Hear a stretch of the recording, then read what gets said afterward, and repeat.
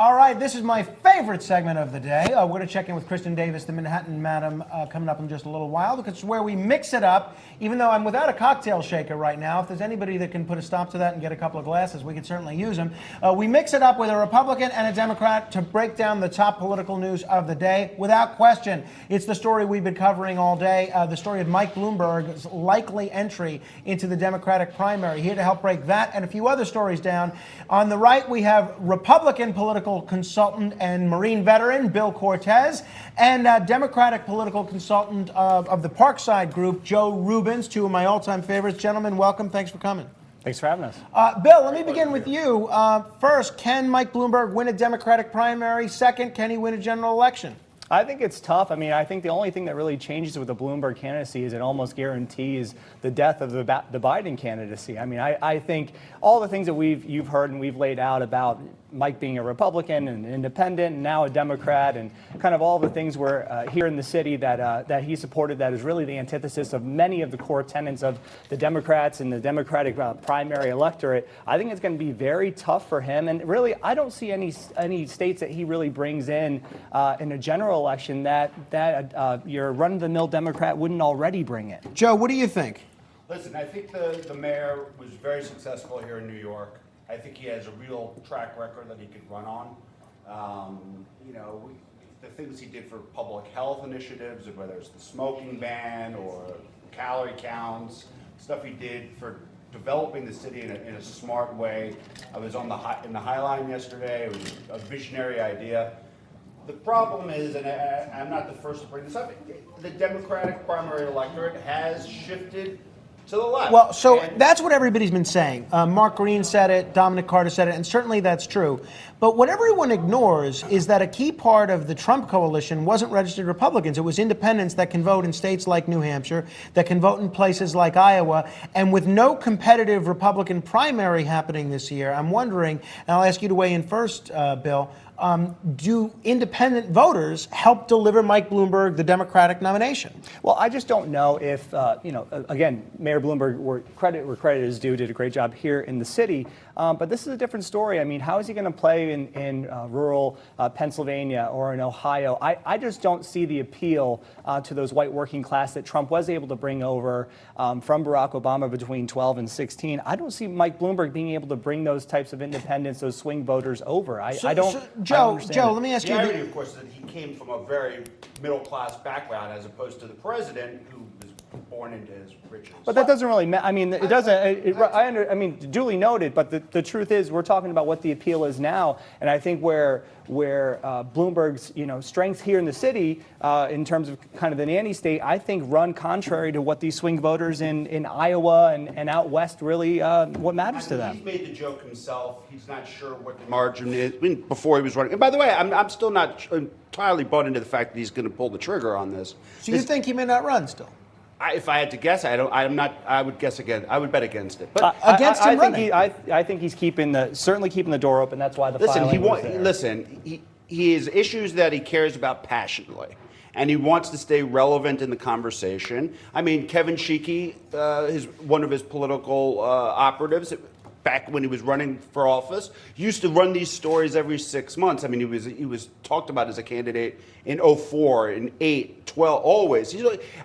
It helps him. It helps what he's doing. They said the same thing about Donald Trump between 88 and 2016 as well. That's but let true. me come back to my question, Joe. The independent voters in places like New Hampshire, the folks that helped deliver McCain the Republican primary, the independent voters that have no other primary to vote in this year and are eligible to vote in these Democratic primary states, Mike Bloomberg seems like a candidate that's tailor-made for them. Yeah, you know what? He was an independent, right? He's been enrolled in the Democratic Party. He's been enrolled in the Republican Party.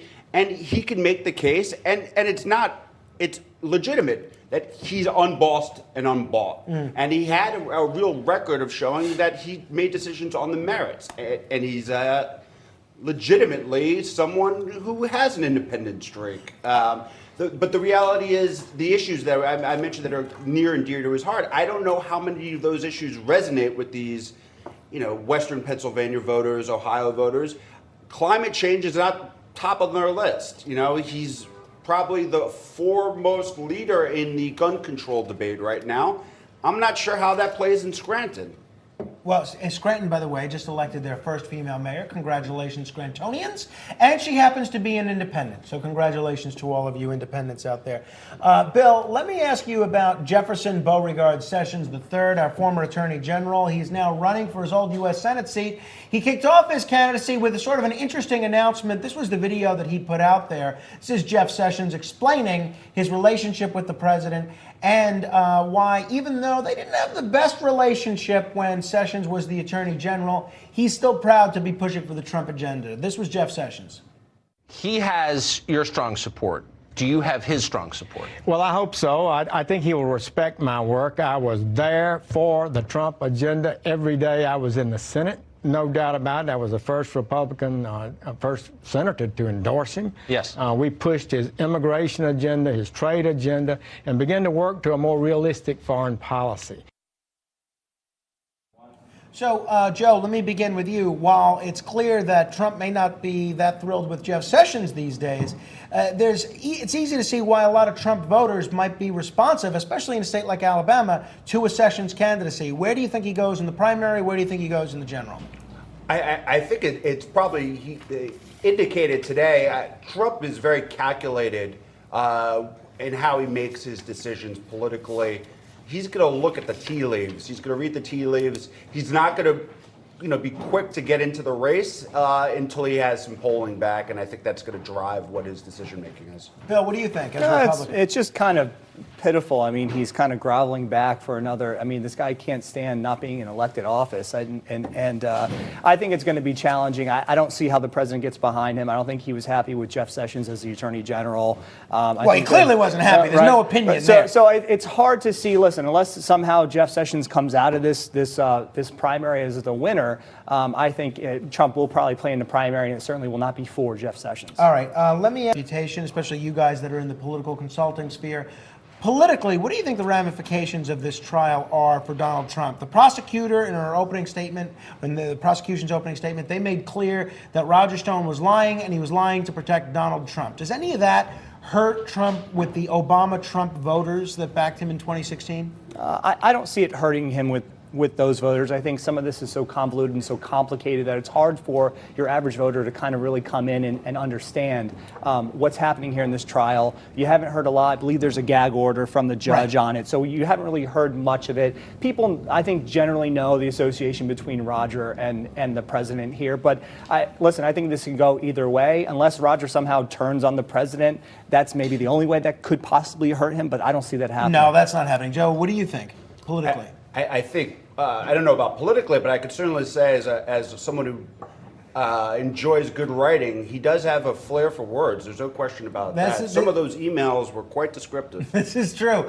All right, now let me ask you about the ongoing impeachment inquiry. This has been a big issue, and we're very lucky enough to be joined by the whistleblower, who we are keeping anonymous throughout the show, and we're not revealing his identity, but the whistleblower is kind enough to join us on a day where he's a very big newsmaker. A lot of debate about whether or not this guy's identity should be revealed, but now they're going to have their first public impeachment proceedings beginning on Wednesday. Bill, I can't imagine this is good for the president. Listen, the whole point of these impeachment proceedings are for the very reason the Democrats are seeing that they probably can't beat Donald Trump in 2020. So this is a way to damage him politically, to make people so upset and so sick of the whole thing and so sick of the drama that they don't show up on Election Day and hope that they can kind of sneak in and pull off a win here. So I think this whole thing has been from day one. I mean, Democrats were very clear that when they were running, when they were elected, that their number one goal was to impeach Donald Trump. Everything else seems to be on the back burner. This is the one thing that's happening right now. USMCA, everything else is on the back burner. Well, no, I mean, clearly, I don't think this is any way to govern. But politically, Joe, to have all this dirty laundry aired by Trump's own ambassadors and the people on his own national security team, I can't imagine this plays well for him among the very few swing voters that are left in the country. Yeah, I mean, I think that's the main issue. I think we're in an era right now where we've never been more polarized politically.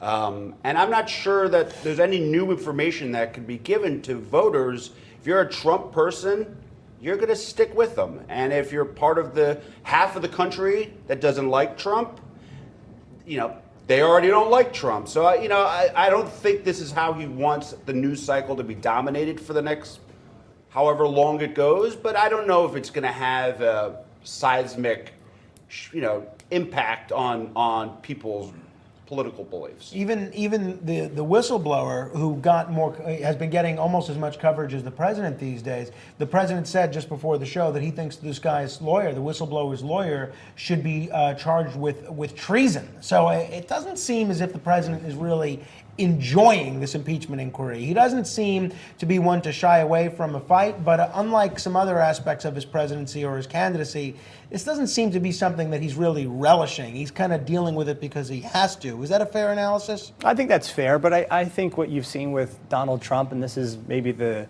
mad genius that's there in terms of his political abilities, is that he knows this political jujitsu where people come at him and he's able to kind of take what they believe is a strength or believe will be a real hit on him and kind of turn it around. And I think, these investigations are all kind of running together. And I think if the Democrats were smart, they would look at the Barack Obama years where House Republicans had investigation after investigation to Barack Obama, and they all kind of blended together and really were never able to land a hit on him. And I think that's where people don't understand the difference between Ukraine, the Russia investigation, the dossier. It's all kind of blending together, and I think people are going to make their own determinations for 2020. Joe, we remember after Bill Clinton was impeached, it hurt the Republicans politically.